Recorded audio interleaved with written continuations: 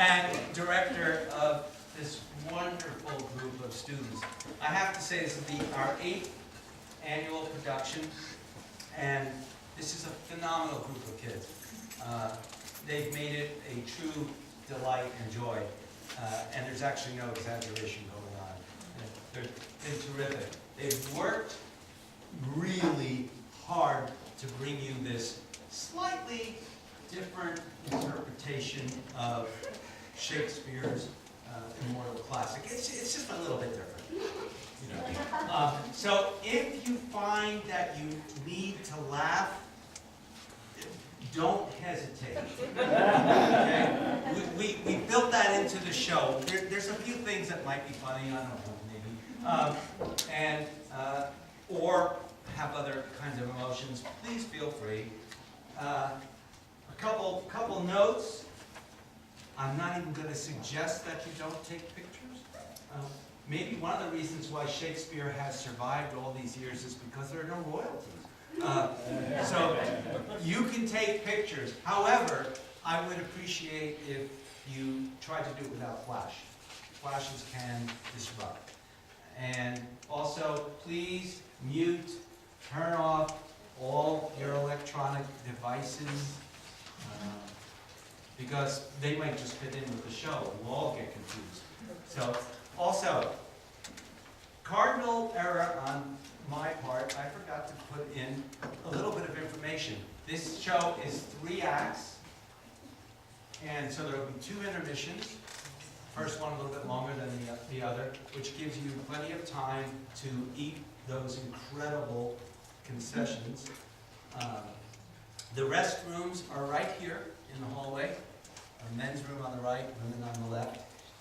And I would appreciate if you need to talk during the piece, it's because you can't restrain your humor and your joy at this really silly interpretation. I again need to commend the students because they have been fearless with some of the really silly suggestions that have come from somebody. And they've done them. There are thanks to people in here, but I cannot stress how much we are grateful to the church, to Pastor Roger, to Jacob and Georgie in the back who are manning the food fort, and so many people. To Neil Carpenter altering. Well, he does alter. But you have to make an appointment. You know. Sorry. Lots of the things you see here are a result of his generosity and largesse, and just so many people helping. So, with all of that being said, have a wonderful time with the Midsummer Night's Dream. Thank you.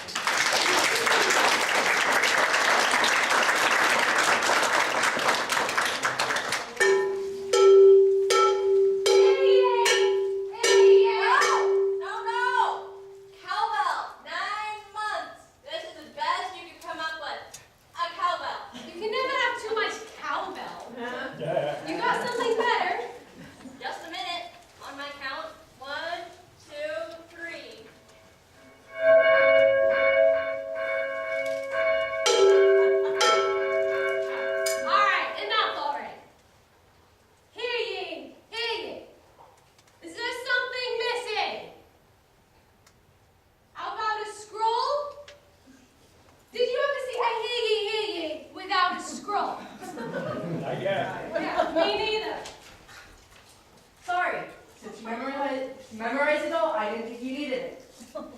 It's blank anyway. I know that. Way to keep the illusion going. Illusion, confusion, it's all the play's fault. If everyone had just sat down and discussed things calmly. But no, that's not how Shakespeare rolls. Forgive my names. My name is Rudolfo. Yeah, Rudolfo. And I'm breaking one of the oldest traditions in drama. You see, in Shakespeare's time, women didn't act in plays. Maybe if they had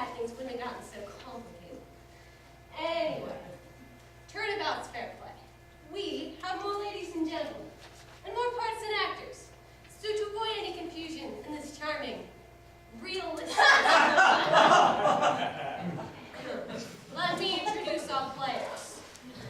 Actors! Actors! Us? You, Oh. yeah. This will just take a minute, but it's worth it. Trust me. Before I introduce this maze of characters, you're encouraged to laugh, boo, sob, and rail at whatever moves you. Also, whenever I hold up one of these, please read whatever it says out loud. Yay! Very good. I heard a yay in there, but that's pretty good. Alright, let's get on with it anyway, though. First, I'd like to introduce the greatest hero of his generation, whose accomplishments are dwarfed only by his ego. It's Theseus, the Duke of Athens.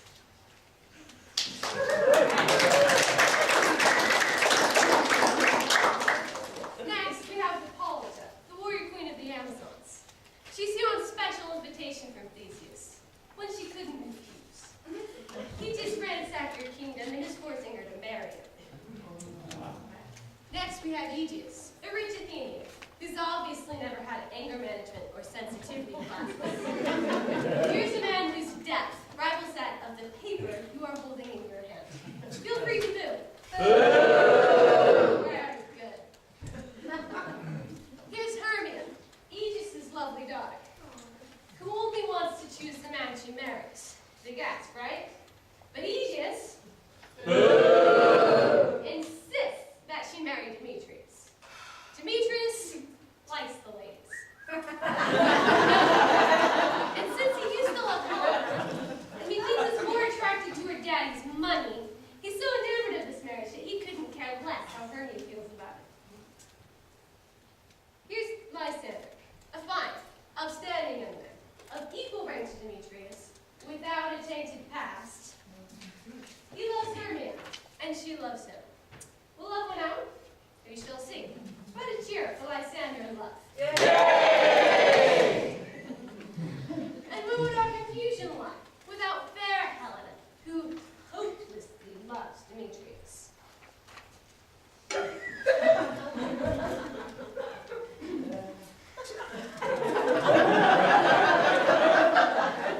And now I would like, or I must, or I have to, introduce the players who will be performing a play within a play at Lord Theseus' wedding. Here's Quince, the playwright and leader. Flute, snout, snug, and of course, Bottom. Bottom, the fool, thinks himself the greatest actor since Theseus stepped out of the chorus.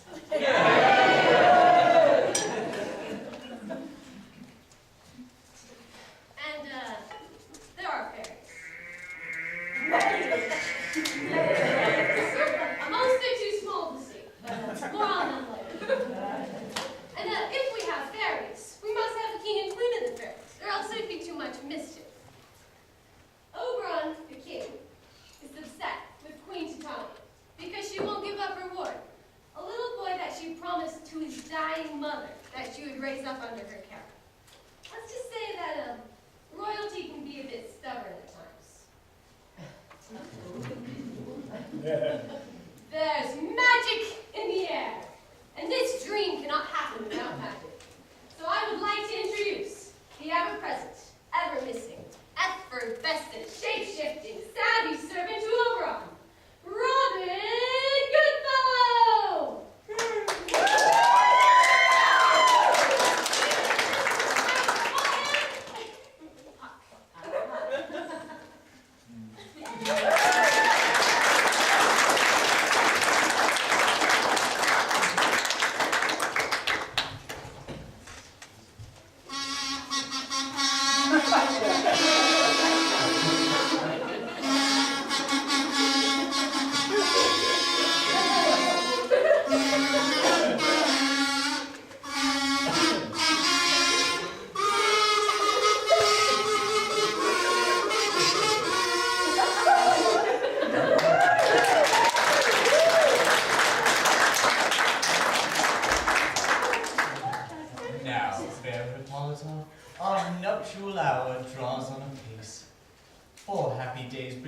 another moon, but only thinks how slow that old moon wanes. She lingers my desires, like to a stepdame or a dowager, long withering out a young man's revenue. 4 days will quickly steep themselves in night. 4 nights will quickly dream away the time. And then the moon, like a silver bow new bent in heaven, shall behold the night of our solemnities. Go, Philostrate, stir the Athenian youth to merriments. Awake the pert and nimble spirit of mirth. Turn melancholy forth to funerals. The pale companion is not for our pomp. Hippolyta, I wooed thee with my sword, and one thy love doing thee injury. But I will wed thee in another key, with pomp, with triumph, with reveling. Happy be Theseus, our renowned Duke. Thanks, good Aegeus. What's the news with thee? Full of vexation come I, with complaint against my child, my daughter Hermia. Stand forth, Demetrius, my noble lord. This man hath my consent to marry her. Stand forth, Lysander. This man hath bewitched the bosom of my child. And my gracious Duke, be it so, she will not hear before your grace. Consent to marry with Demetrius. I beg the ancient privilege of Athens. And as she is mine, I may dispose of her, whether it be to this gentleman or to her death, according to our law, immediately provided in that case.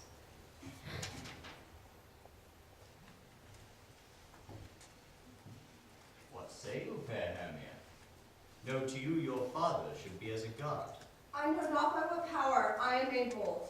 I beseech your grace that I may know the worst that may befall me in this case, if I refuse to wed Demetrius. Either to die the death, or to abjure. Forever the society of men, whether if you yield not to your father's choice, you may endure the livery of a nun, for I to be in shady cloister mewed, to live a barren sister all your life, chanting faint hymns to the cold and fruitless moon.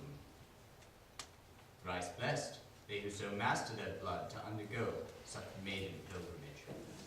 But earthlier happy is the rose distilled, than that which, withering on the virgin thorn, grows, lives, and dies, in single blessedness. So will I grow, so live, so die, my lord, ere I will yield my virgin patent up unto his lordship's whose wished yoke. My soul consents not to give sovereignty. Relent, sweet Hermia, and Lysander, yield thy praise and title to my certain right.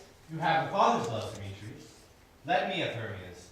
Do you marry him? Scornful Lysander, true he hath my love. I am my lord as well to ride the sea, as well possessed. My love is more than his, and, which is more than all these boasts can be, I am beloved of beauty's servant. Why should not I then prosecute my right? Demetrius, all about to his head, made love to Medar's daughter Helena and won her soul. And she, sweet lady, dotes, devoutly dotes in idolatry upon this spotted and inconstant man. I must confess, I have heard so much, and with Demetrius thought to have spoke thereof. But, being overfull of self-affairs, my mind did lose it. Demetrius, Aegeus, you shall go with me. I have some private schooling for you both. For you, fair Hermia, look you arm yourself to fit your fancies to your father's will, or else the ancient law of Athens yields you up, by which no means we may extenuate, to death or to a vow of single life. Come, my Hippolyta. What cheer, my love? Demetrius, Aegeus, go along. I must employ you in some business against our nuptial, and confer with you of something that nearly concerns yourselves. Duty and desire, we follow you.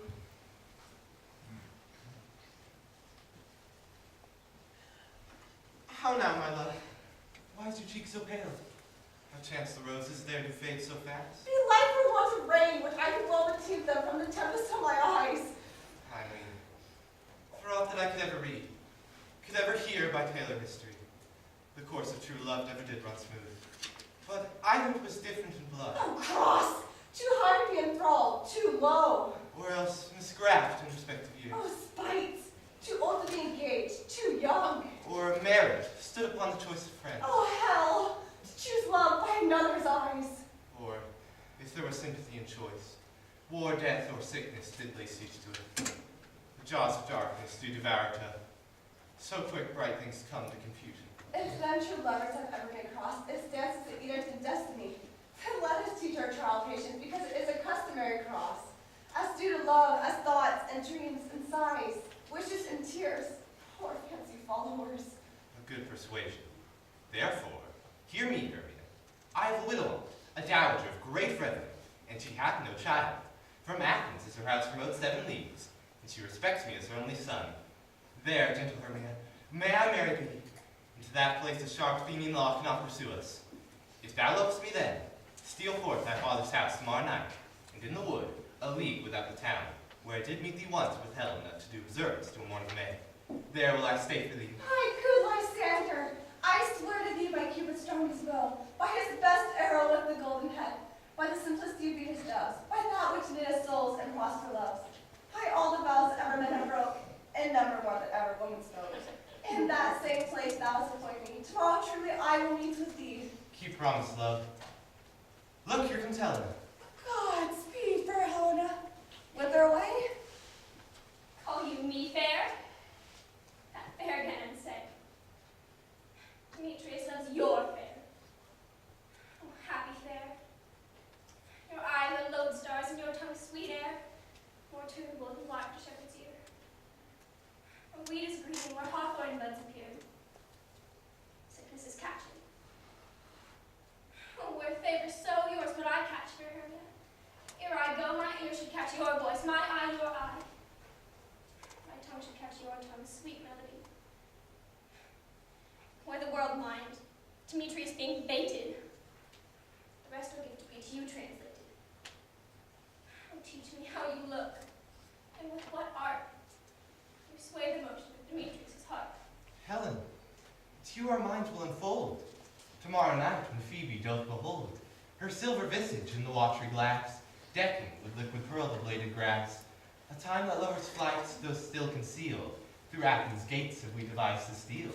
Take comfort, he no more shall see my face. Lysander myself shall fly this place. As in a faint wood where often you and I, upon faint primrose beds were wont to lie, empty in our bosoms of their counsel sweet, there I Lysander myself shall meet. Farewell, sweet playfellow. Pray thou for us, and good luck grant thee thy Demetrius. Keep word, Lysander. We must starve our sight. From lovers' food till morrow deep midnight. I will, my Hermia. Helena, adieu. As you on him, Demetrius dote on you.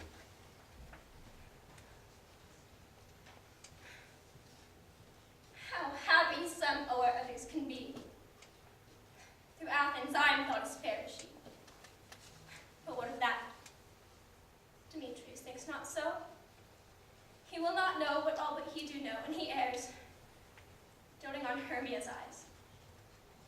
So I, admiring of his qualities, things base and vile, holding no quantity, love can transpose to form and dignity. Love looks not with the eyes, but with the mind. And therefore is winged Cupid painted blind, as waggish boys and game themselves forswear. So the boy love is perjured everywhere. And ere Demetrius looked on Hermia's eyne, he hailed down oaths that he was only mine. And when was hail, some heat from Hermia felt. So he dissolved, and showers of oaths did melt.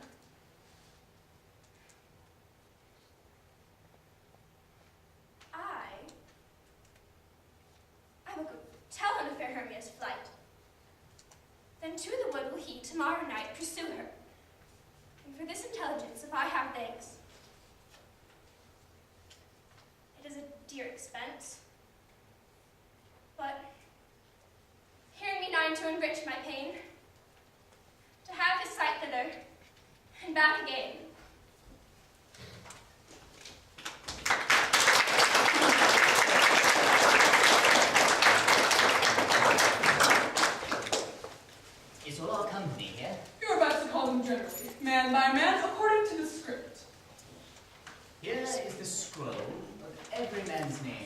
outfit through all Athens to take part in our interlude before the Duke and Duchess on his wedding day at night. First, good Peter Quince, say what the play treats on, then read the names of the actors, and so grow to a point. Mary, our play is the most lamentable comedy and most cruel death of Pyramus and Thisbe. A very good piece of work, I assure you. And Mary. Now, good Peter Quince, call forth your actors by the scrolls. Masters, spread yourselves. Nick Bottom, the Weaver. Ready. Name what part I am for, and proceed. You, Nick Bottom, are set down for Pyramus. What is Pyramus? A lover or a tyrant? A lover who kills himself, most gallant for love. That will ask some tears in the true performance of it. If I do this, let the audience look to their eyes. I will move storms. I will condole, in some measure, to the rest. But yet, my chief humor is for a tyrant. I can play Hercules rarely, or a part to Terry Captain, to make all split. The raging rocks and shivering shocks shall break the locks of prison gates. Amphibious' car shall shine from far and make and mar the foolish fates. This was lofty. To the rest, this is Hercules' saying, a tyrant's saying, a lover's more condoling. Francis Flute, the bellows mender. Here, Peter Quince. You, Flute, must take Thisbe on you. What's a Thisbe, a wandering knight? It is the lady that Pyramus must love. Nay, let me not play a woman, for I have a beard coming. Why, that is all. You shall play it in a mass. You may speak as small as you like. Oh, and I may hide my face. Let me play Thisbe too. I'll speak in a monstrous little voice.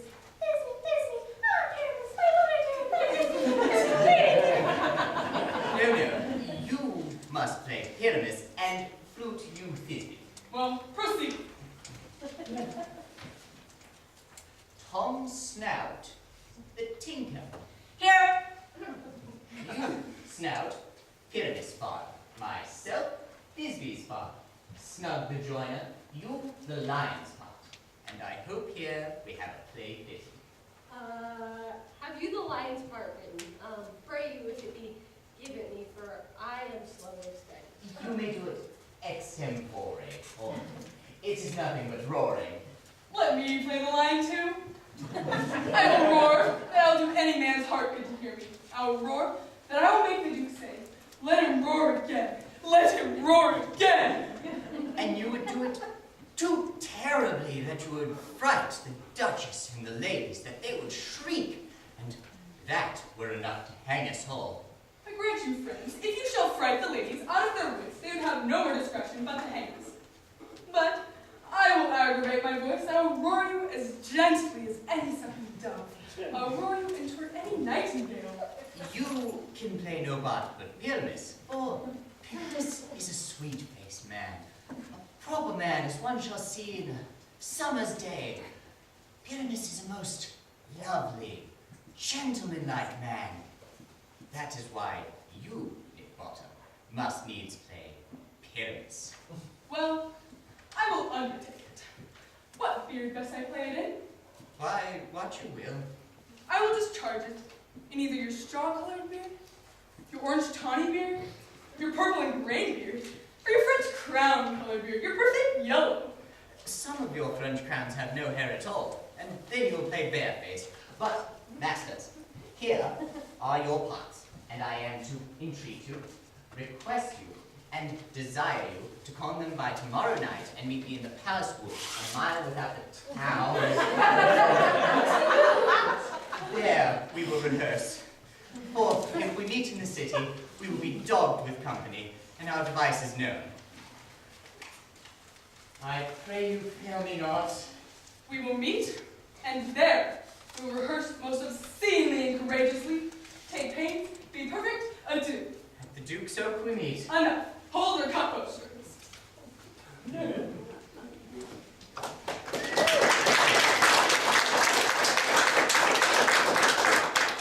I'm a farrier.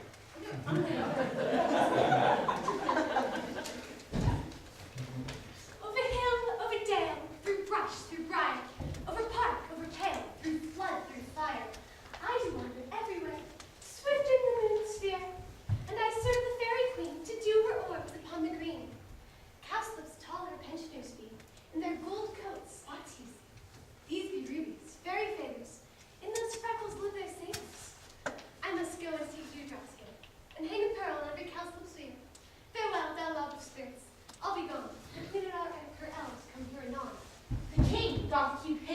here tonight.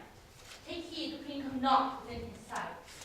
For Oberon is passing, fell in wrath, because she, as her attendant, has a lovely boy stolen from the Indian king. She never had so sweet a changeling, which else Oberon would have the child, knight was trained, traced before his wild. But she perforce withholds the lovely boy, crowns him with flowers and makes him all her joy. And now they never meet in Grover Green, by fountain near spangled starlight sheen. What they do swear, that all their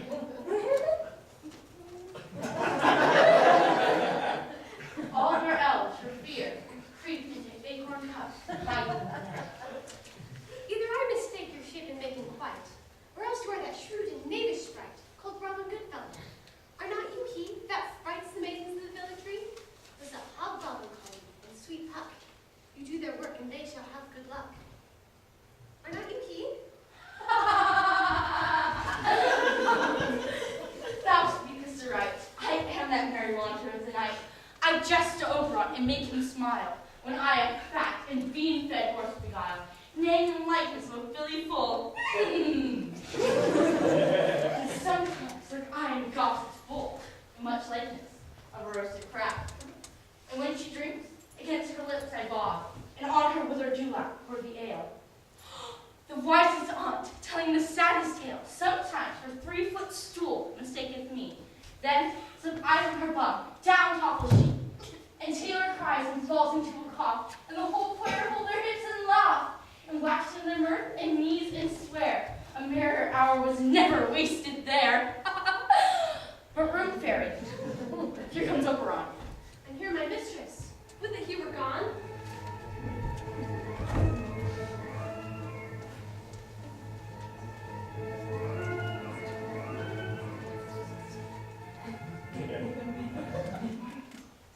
Ill met by moonlight, proud Tanya. What? Jealous, Oberon? Fairy skip hence. I have forsworn his bed and company.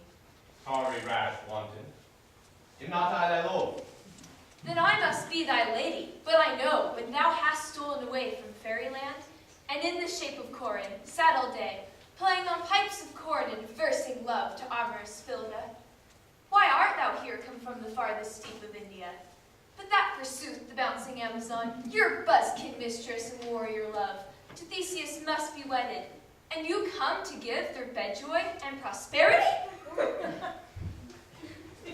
Thou canst thou thus? For shame, Titania. Glance at my credit with Hippolyta, knowing I know thy love to Theseus. Didst thou not lead him through the glimmering night from Virginia, whom he ravaged, and make him with fair Aglis break his faith with Ariadne and Antiopa?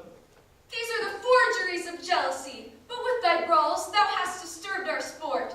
Therefore the winds, piping to us in vain, as in revenge have sucked up from the sea. Contagious fogs which, falling in the land, hath every pelting river made so proud. The ox hath therefore stretched his yoke in vain, the plowman lost his sweat, and the green corn hath rotted ere his youth attained beard. The fold stands empty in the drowned field, the 9 men's morris is filled up with mud, and the quaint mazes of the wanton green, for lack of tread, is undistinguishable. The human mortals want their winter cheer, no night is now with him or carol blessed.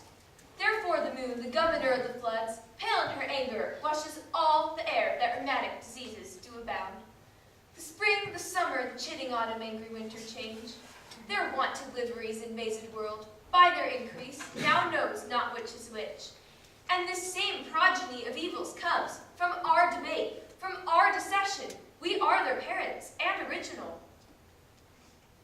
Do you? Amend it then. It lies in you. I do but beg a little changeling boy to be my henchman. Set your heart at rest. The fairyland buys not the child of me.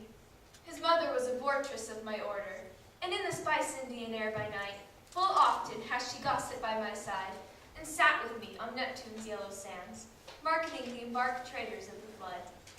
When we have laughed to see the sails conceive, and grow big-bellied with the wanton wind, would she, with pretty, and with swimming gait following, her womb then rich with my young squire, would imitate and sail upon the land, to fetch my trifles and return again. As as from a voyage, rich with merchandise. But she being mortal of that boy did die. And for her sake do I rear up her boy, and for her sake I will not part with him. How long within this wood can you stay? Perhaps till after Theseus' wedding day. He will patiently dance in our round. And see, our moonlight revels, go with us. If not, shun me, and I will spare your haunts. Give me that boy, and I will go with thee. Not for thy fairy kingdom, fairies away. We shall chide down right if I longer stay. Well, go thy way. Thou shalt not from this grove till I torment thee for this injury. My little Puck, come hither. Thou remembers, since once I sat upon a promontory, and heard a mermaid on a dolphin's back, uttering such a dual set and harmonious breath, that the rude sea grew civil at the song, and certain stars shot madly from their spheres to hear the sea maid's music. I remember. That very time I saw, but thou couldst not, fly between the cold moon and the earth, Cupid, all armed, a certain aim he took at a fair vessel, thrown by the waves, and loosed his love shaft smartly from his bow, as it should pierce 100,000 hearts. Yet, marked I was full of Cupid fell. It fell upon a little western flower, before milk white, now purple with love's wound, and maidens call it love in idleness. Fetch me that flower, the herb I showed thee once. The juice of it, on sleeping eyelids laid, will make a man or woman madly dote upon the next side creature that it sees. Fetch me this herb, and be thou here again, ere the Leviathan can swim a league. I'll put a girdle round about the earth in 40 minutes. Having once this juice, I'll watch Titania when she's asleep, and drop the liquor of it in her eye. The next thing that she, waking, looks upon, be it on lion, or bear, or wolf, or bull, on meddling monkey, or on busy ape. She shall pursue it with the soul of love. And ere I take this charm from off her sight, as I can take it with another herb, I'll make her render up her page to me. But who comes here? I'm invisible, and I will overhear their conference. I love thee not, therefore pursue me not. Where is Lysander and fair Hermia, the one I'll slay, the other slayeth me? Thou toldest me they're stolen unto this wood, and here am I, and wood within this wood, because I cannot meet my Hermia. Hence, get thee gone, and follow me no more. I'm your spaniel, and Demetrius, the more you beat me, the more I will fawn on you.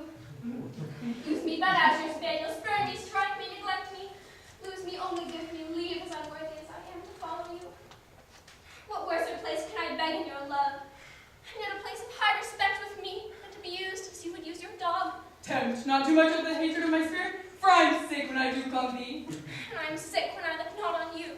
You do not impede your modesty too much, to leave the city and commit yourself into the hands of one that loves you not, to trust the opportunity of night and the ill counsel of this desert place with the rich worth of your virginity. Your virtue is my privilege, for that it is not night when I do see your face. Therefore I think I am not in the night, nor doth this wood lack worlds of company. For you, in my respect, are all the world.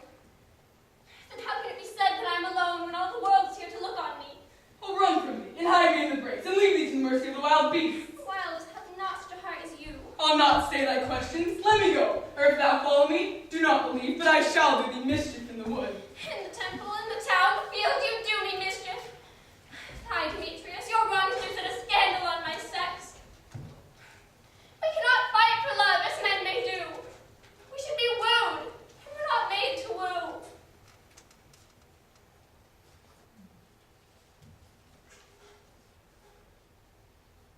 Look at me. I'm as helpless as a kitten up a tree. And I feel like I'm clinging to a cloud.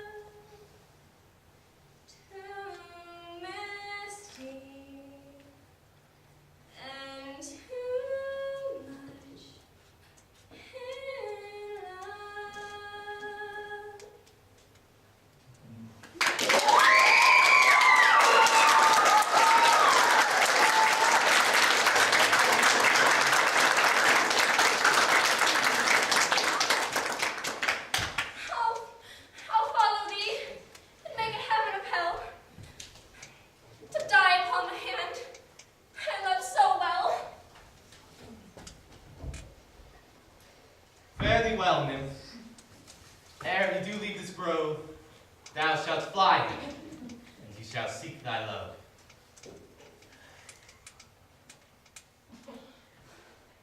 Welcome. Hast thou the flower there? Aye. There it is. I pray thee give it to me. I know a bank where the wide Rhine blows, where oxlips and nodding violet grows, quite over canopied with luscious woodbine, with sweet musk roses and with eglantine. And there sleeps Titania, sometime of the night, lulled in these flowers with dances and delight. And there the snake throws her enameled skin, weave white enough to wrap a fairy in. And with the juice of it, I'll streak her eyes and make her full of hateful fantasies. Take thou some of it, and see through this grove. A sweet Athenian lays in love with a disdainful youth. Anoint his eyes, but do it, when the next thing he espies may be delayed. Thou shalt know the man by the Athenian garments he hath on, affected with some care that he may prove more fond of her than she upon her love. And look thou meet me ere the first cock crow. For naught, my lord, your servant shall do so.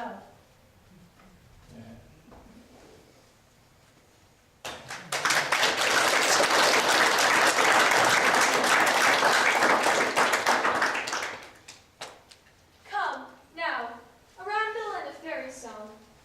Then, for the third part of the minute heads, some to kill cankers in the musk rose beds, some war with Remus for their leathern wings, to make my small elves coats and so keep back.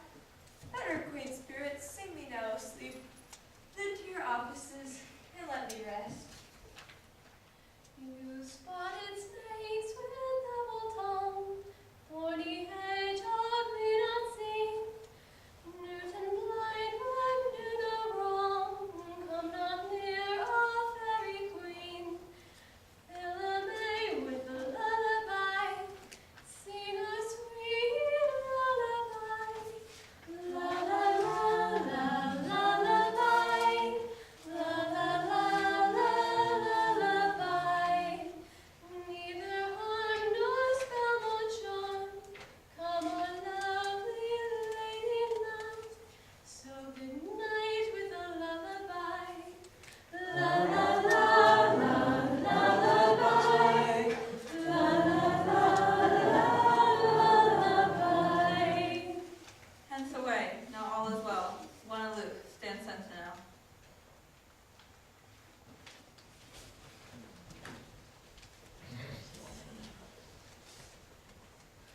What thou seest when thou dost wake, do it for thy true love take, be it ounce, or cat, or bear, hard or boar with bristled hair. In thy eye that shall appear, when thou wakest, it is thy tear. Wake when some vile thing is near.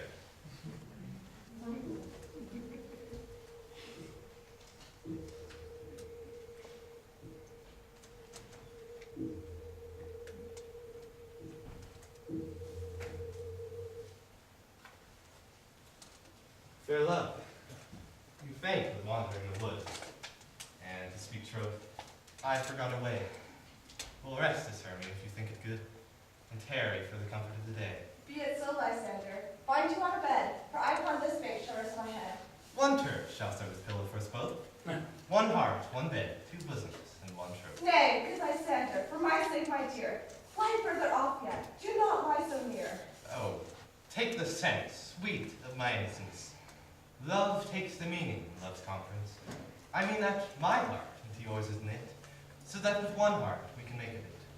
Two bosoms interchained with an oath, so then two bosoms and a single troth. Then by your side no bedroom we deny, for lying sober, I do not lie. Lysander riddles very prettily. Now but restrain my manners and my pride. If Hermia meant to say Lysander lied. But gentle friend, for love and courtesy, lie further off, and human modesty. Since separation may as well be said, becomes a virtuous bachelor and a maid. So far be distant, and good night, sweet friends. I love near altar, till thy sweet life end. Amen. Amen to that fair prayer, say I. And then end life when I in loyalty Here's my bed.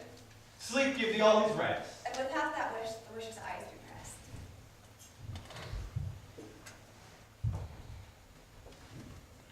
Through the forest have I gone, but Athenian found I none, on whose eyes I might approve those flowers' force and stirring love. And in silence, who is here? Weeds of Athens he doth wear. This is him, my master said, despised the Athenian maid. And here's the maiden, sleeping sound, on the dank and dirty ground. Pretty soul, she dares not lie near this lack love, near this kill-cursed side. Churl, upon thy eyes I throw all the power this charm doth owe.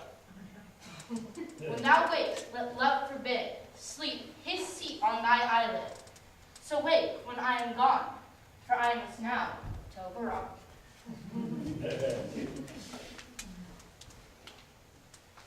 Stay, though thou kill me, sweet Demetrius. I charge thee hence, and do not haunt me thus. Wilt thou darkly leave me? Do not so. Stay on thy peril. I alone will go. Oh, I'm out of breath in this fond chase. The more of my prayer, the less was my grace. Happy is Hermia, wheresoever she lies, for she hath blessed and attractive eyes. How came her eyes so bright? Not with salt tears. If so, my eyes are oftener washed than hers. No, no, I'm ugly as a bear. For beasts that meet me run away for fear. Therefore, no marvel, though, Demetrius, do as a monster and fly my presence thus. But who's here? Lysander? On the ground. Dead? Or asleep? I see no blood, no wound. Lysander, if you live, good sir, awake. And run through fire, I will, for thy sweet sake. That through thy bosom makes me see thy heart. But where's Demetrius? Oh, have fatal words that by and then to perish on my sword. Do not say so, Lysander, say not so. What though he love your Hermia? Lord, what though? Yet Hermia still loves you. And be content. Content with Hermia? No!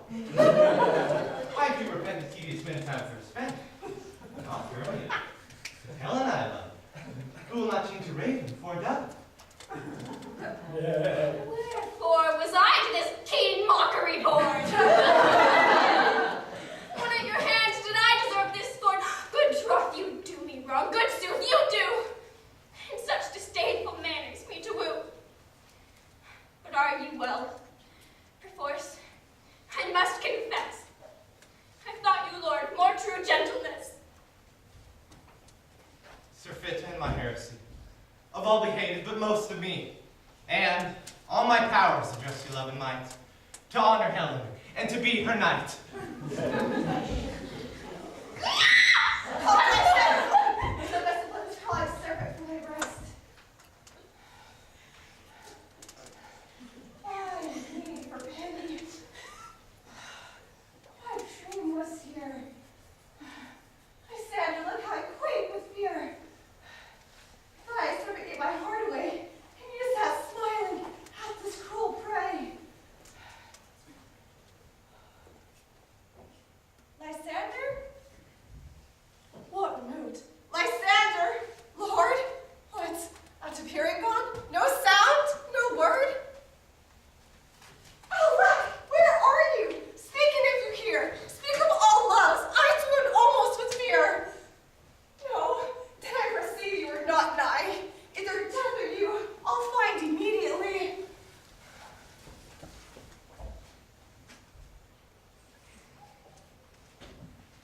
Are we all met? Pat, 'tis a marvelous, convenient place for our rehearsal. This green plot shall be our stage, and this hawthorn brake our tiring house. And we will do it in action as we will do it before the Duke. Peter Quince. What sayest thou, Bully Bottom? There are things in this comedy of Pyramus and Thisbe that will never please. First, Pyramus must draw to kill himself, which the ladies cannot abide. How enter you that? By our larking, a parlor sphere. I believe you must leave the killing out when all is done. Not a whit. I have a device to make all well. Write me a prologue, and let that prologue seem to say that we will do no harm with our swords, and that Pyramus is not killed indeed. And for the more better assurance, tell them that I, Pyramus, am not Pyramus, but Bottom the Weaver. This should put them out of fear. We shall have such a prologue, and it will be written in 8 and 6. No. Make it 2 more. Let it be written in 8 and 8. Won't the ladies be afeard of the lion? I fear and I promise you. Masters, you ought to consider with yourselves to bring in, God shield us, a lion among the ladies is a most dreadful thing, for there's not a more fearful wild than your lion living, and we ought to look to it. Therefore, another prologue must tell he is not a lion. Nay, you must name his name, and half his face must be seen through the lion's neck, and he himself must speak through, saying thus, or to the same effect, ladies, or fair ladies, I would wish you, or I would request you, or I would entreat you, not to fear, not to tremble my life for yours. If you think I come hither as a lion, it were pity of my life. No, I am no such thing. I am a man as other men are, and there indeed, let him name his name, and tell them plainly that he is snug the joiner. Well, it shall be so. Then there are 2 hard things. That is, we must have moonlight brought into the chamber, for Pyramus and Thisbe, says the story, did meet by moonlight. Doth the moon shine the night we play our play? A calendar, look in the almanac, find out moonshine. Yes, it does shine that night. Why, then we may leave a casement of the great chamber window where we play open, and the moon may shine in at that casement. Aye, or else one must come in with a bush of thorns and a lantern and say he comes to present or to disfigure the person of moonshine. Then there is another thing. We must have a wall in the great chamber, for Pyramus and Thisbe says the story did speak through the chink of the wall. You can never bring in a wall. What say you, Bottom? Some man or other must present wall, and let him have some plaster, some loam, or some rough cast about him to signify wall. And let him hold his fingers thus, and through that cranny shall Pyramus and Thisbe whisper. If that may be, then all is well. Cousin, every mother's son, and rehears your parts. Pyramus, you begin, and when you are done with your speech, enter into that break, and so every man, according to his cue. What hempen homespuns are we swaggering here? So near the cradle of the fairy queen. What? A play towards? I'll be an auditor, and an actor too, perhaps, if I see cause. Pyramus, speak. Thisbe, stand forth. Thisbe, the flowers of odious savor sweet. Odorous. Odors savor sweet. So hath thy breath, my dearest Thisbe dear. But hark, a voice, stay thou but here a while, and by I will to thee appear. A stranger Pyramus that ever played here. Speak now. Aye, marry, must you, for he goes but to see a noise that he heard, and is to come again. Most rainy, Pyramus, most lily water to a cold, and the rivers are trying to fry. Most birds the juvenile eat, the most lovely Judas, true swords I ever ever tired. I'll meet thee, Pyramus, and ladies. Ninnis, too, man. Why, you must not speak that yet. That you speak to Pyramus. You speak all your parts at once, cues and all. Pyramus, enter. Your cue is past. It is never tired. As true swords I ever never tired. If I were fair at Thisbe, I were only thine. Oh, monstrous! Oh, strange! We are haunted! Pray, masters! Fly, masters! Help! I'll follow you. All you about to round. The bog, the bush, the grape, the briar. Sometimes a horse I'll be, sometimes a hound, a hog, a headless bear, sometimes a fire, and neigh, and bark, and grunt, and roar, and burn. Just like horse, hound, hog, bear, and fire at every turn. Why do they run away. This is a knavery of them to make me afeared. Oh, thou art changed. What do I see on thee? What do you see? You see an ass head of your own, do you? So bless thee, thou art translated. I see their knavery. This is to make an ass of me, to frighten me if I could. But I will not stir from this place, do what they can. I will walk up and down here, and I will sing, that they shall hear I am not afraid. The oozle walks up back of you, with orange tawny bell. The throstle whip is no so true, thread with little will. What angel wakes me from my Make the sparrow and more, plains on the bay. Whose noteful many man doth mark, and dares not answer nay.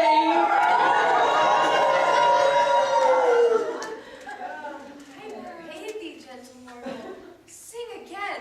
Thy ear is such enamored of thy note, so is my eye enthralled to thy shape, and thy fair virtues perforce doth move me. On the first view to say, to swear, I love thee. Methinks, mistress, you should have little reason for that. But yet, to say the truth, reason and love keep little company together nowadays. The more the pity, some honest neighbors will not make them friends. Nay, I can glance upon occasion. Thou art as wise as thou art beautiful. Not so neither, but if I had enough wit to get out of this wood, I have enough to serve mine own turn. Out of this wood do not desire to go. Thou shalt remain here whether thou wilt or no. I am a spirit of no common rate, therefore the summer still doth tend upon my state. And I do love thee, therefore go with me. I'll give these fairies to attend on thee, and they shall fetch thee jewels from the deep, and sing while thou on pressed flowers dost sleep. And I will purge thy mortal grossness so, that thou shalt like an airy spirit go. Peas blossom, cobweb, moth, mustard seed.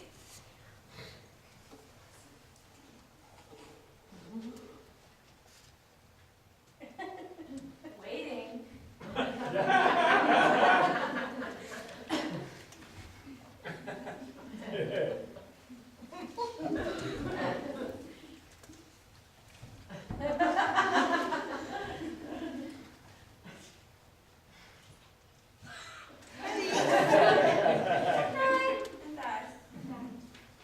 Be kind and courteous to this gentleman. Hop in his walks and gambol in his eyes. Feed him with apricots and dewberries, with purple grapes, green figs, and mulberries. The honey bags steal from the humblebees, and for night tapers crop the waxen thighs, and light them at the fiery glow of his eyes. To have my love to bed and to arise, and pluck the wings from painted butterflies, to fan the moonbeams from his sleeping eyes. Nod to him, elves, and do to him courtesize. Hail, mortal. Hail. I cry your worship's mercy heartily. I beseech your worship's name. Cobweb. Good master Cobweb, I shall desire you of more acquaintance. If I cut my finger, I shall make bold with you. Your name, honest gentleman? Peas blossom? Good master Peas Blossom, I pray you, commend me to Mistress Squash, your mother, and Master Peascod, your father. I shall desire you of more acquaintance, good master Peas Blossom. Your name, honest gentleman? Mustard seed. Good master Mustard Seed, I know your patience well. The same giant like ox beef have devoured many gentlemen of your house. I promise you, your kingdom hath made my eyes water ere now. I shall desire you of more acquaintance, good master Mustard Seed. Come, wait upon him, lead him to my bower. The moon methinks with a watery eye, and when she weeps, weeps every little flower. Lamenting some of force and chastity, tie up my lover's tongue, and bring him silently.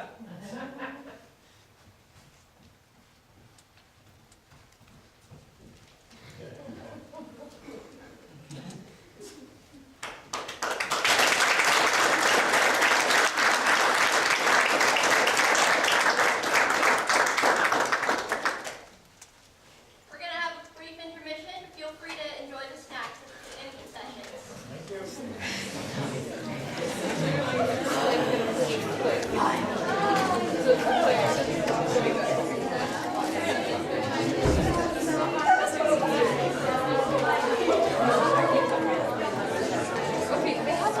good.